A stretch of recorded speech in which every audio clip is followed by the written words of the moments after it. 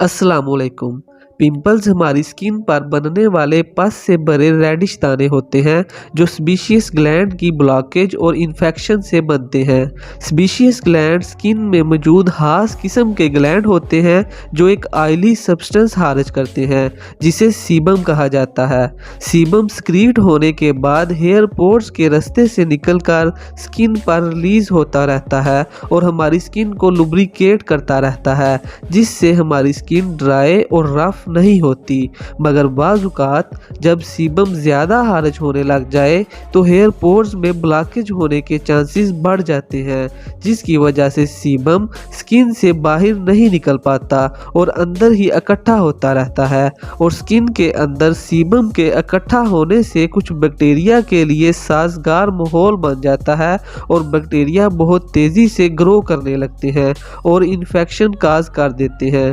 Bacteria की growth की वजह से हमारा इम्यून सिस्टम एक्टिवेट हो जाता है, जिसकी वजह से वाइट ब्लड सेल्स बैक्टीरिया से फाइट करने के लिए इन्फेक्शन साइट पर इकट्ठे हो जाते हैं। वाइट ब्लड सेल्स बैक्टीरिया और डेड स्किन सेल्स को खाना शुरू कर देते हैं, जिसकी वजह से इन्फ्लेमेशन होने लगती है और पस बनना शुरू हो जाती है और पस फिर पिंपल्स की शक्ल में हमें दिखाई देती है। पिंपल्स ज़्यादातर फेस पर बनते हैं। इसकी बड़ी वजह ये होती है कि हमारे फेस पर ज़्यादा सीबेशियस ग्लैंड मौजूद होते हैं। वैसे तो पिंपल्स किसी भी एज में बन सकते हैं, मगर ये ज़्यादातर प्यूबर्टी और फीमेल में मेंस्ट्रुअल साइकिल के दौरान बनते हैं। इसकी बड़ी वजह ये होती है कि इस दौरान ह्यूमन बॉडी में हार्मोनल चेंजेस होते हैं, जिसकी वजह से सीबेशियस ग्लैंड्स ओवर एक्टिव हो जाते हैं और ज़्यादा सीबम खारिज करना शुरू कर देते हैं।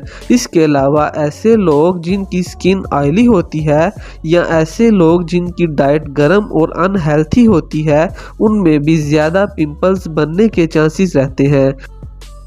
पिंपल्स को रिड्यूस करने के लिए हेल्थी डाइट रखनी चाहिए और किसी स्किन स्पेशलिस्ट या डर्माटोलॉजिस्ट से कंसल्ट करके स्किन ट्रीटमेंट लेनी चाहिए। वीडियो आपको पसंद आया हो तो इसे लाइक और शेयर करें और मज़ीद ऐसी वीडियोस देखने के लिए चैनल को सब्सक्राइब करें।